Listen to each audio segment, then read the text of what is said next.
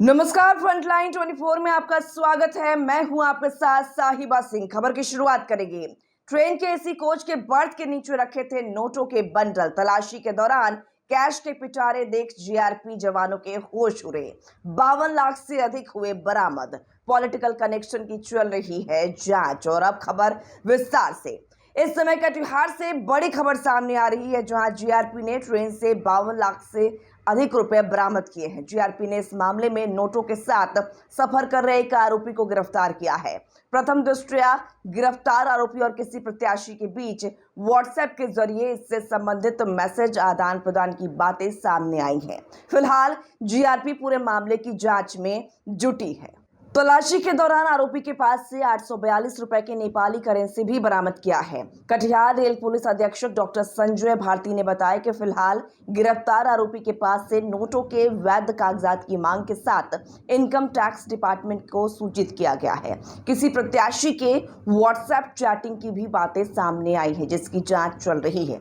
Income tax department की जांच के बाद की कुछ नतीजे की बात कही जा सकती है। फिलहाल तफ्तीश जारी है।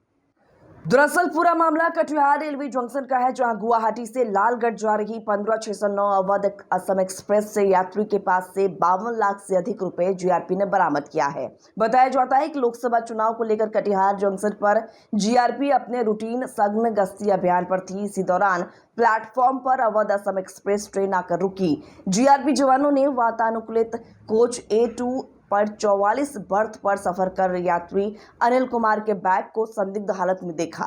जीआरपी जवानों ने जब बैग की तलाशी ली तो अंदर नोटों के बंडल बरामद हुए। कितना लूट कर रहा है, किस चीज कर रहा है, क्या है पूरा?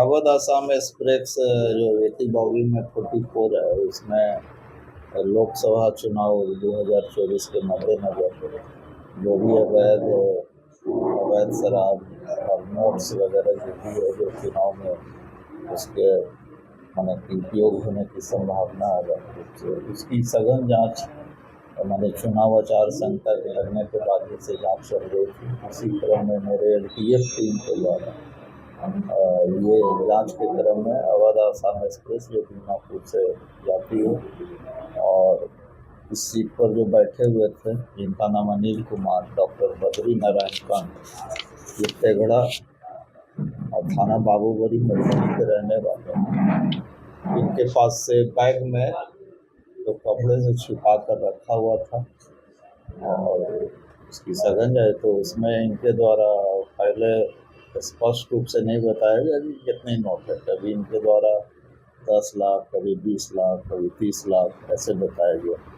उसी संदेह के क्रम में उसको लाया गया और उसके बाद SST जो मजिस्ट्रेट है उनको भी सूचना दी गई। उसी के क्रम में उनके सामने ये है जो इसकी गिनती की है और भौतिक रूप से खुली आंख से गिनने पर जो बंडल में बंधे हुए हैं ये लगभग 52 लाख 48,000 रुपये पकड़े गए हैं और इसमें कुछ इनके अथी से सर्च करने पर 175 रुपये नेपाली करेंसी ये भी बरामद हुए हैं और इनके पास से 2 जो वोटर आई कार्ड है, ये दिल्ली में एक्चुअली ये कॉन्ट्रैक्टरी का काम करते हैं, इनके बताया इस बार। और ये पैसा ये किसी से बता रहे हैं कि मैं उधार जाकर कंस्ट्रक्शन वर्क मंदिर बनवाने में किसी में यूज कर रहा हूँ।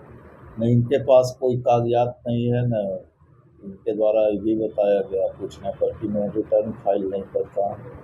और इनका मोबाइल का जब हम लोग ने तकनीकी कुछ जांच किया उसमें किसी उम्मीदवार के शक्ति प्रदान करने की बातें जो व्हाट्सएप पर वगैरह इत्यादि भेजी, तो इन तथ्यों से ऐसा प्रतीत होता है कि कहीं ना कहीं ये चुनाव में उपयोग होने की से इनकार नहीं किया जा सकता है।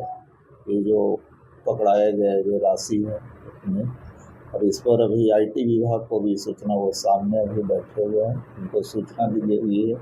इनके द्वारा आगे की कार्रवाई की जा रही है। आगे की कार्रवाई के बाद इनके द्वारा जो भी कार्रवाई की जाएगी उसके बाद उनको विधिवत कार्रवाई की जाकर प्रथम दृष्टया क्या लगता है और क्या आकलन जो हिसाब इनसे देखिए, आकलन इनके द्वारा कोई स्पष्ट रूप से कोई कागजात नहीं दिया गया। पहला इनके द्वारा ये बताया गया कि किसी से उधार लिया है, तो इसका कोई पेपर है नहीं।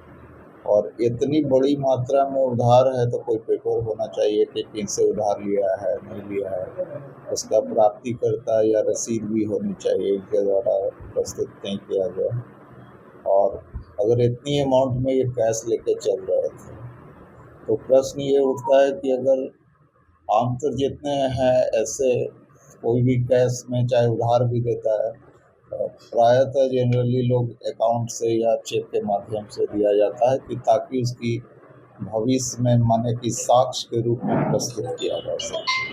तो प्रथम दृष्टिया ये हम लोग जो चैट्स वगैरह जो देखे हैं उसके आधार पर यही निष्कर्ष लगाया जा रहा है कि हो सकता है किसी प्रत्याशी को ये दे सकते हैं, उसकी जांच चल रही है, सघन जांच, उसके बाद ही इस बिंदु पर स्पष्ट रूप से कुछ परिलक्षित होगा। कहाँ से आ रहे थे और इतना रुपया लेके कहाँ जा रहे थे, किन प्रत्याशी को देने जा रहे थे? मैं दिल्ली से कल आया दीमापुर, और दीमापुर से ही मैं कल रिटर्न हुआ और मैं दिल्ली ही जा रहा था, लेकिन बीच में स्टॉप था दरभंगा, और हाँ समस्तीपुर होते हुए दरभंगा जाने की थी, और वहाँ रुक के फिर मैं दिल्ली निकलता। और मेरे कॉन्ट्रैक्ट में बहुत सारा उधार हो गई थी, तो उसी को वो इंटरेस्ट पर थी, उसी को चुकाने के लिए हम किसी अपने मित्र से उधार लेके दिल्ली जा रहे थे। कुछ प्रत्याशी की बात आ रही है, किसी चुनाव को लेकर? हम आज तक कोई भी प्रत्याशी को न जानते हैं, और मेरी कहीं दूर दूर तक किसी पार्टी से अच्छा, आचार संहिता लगा हुआ है, आचार संहिता में लोग इतना पैसा लेके ट्रांजेक्शन नहीं करते हैं इधर, तो फिर आपने ये हिम्मत कैसे की? नहीं, मैं हिमाकत करने की बात नहीं थी, जिनके पास लेना था उन्होंने बोल रहे थे बार बार आके ले जाओ, तुम्हारे लिए मैं अरेंज करके रखा हुआ हूँ। तो मैं बोला भी कि अभी ले जाना सही नहीं होगा, बोला कि आ जाओ फिर लेके चले जाओ, इसलिए हमने आया नहीं। क्या नाम है? मेरा नाम अनिल कुमार होगा। क्या करता हूँ? मैं भाई कंट्रैक्ट करता है कंस्ट्रक्शन का, छोटा छोटा ठेकेदारी लेता है, मैं उसी से जुड़ा हुआ हूँ। क्या नाम है? भाई का नाम है संजय कुमार। कहाँ के रहने वाले हो? हम लोग सब मधुबनी डिस्ट्रिक्ट बाहुबड़ी ब्लॉक में तेगरा गांव के रहने वाले हैं।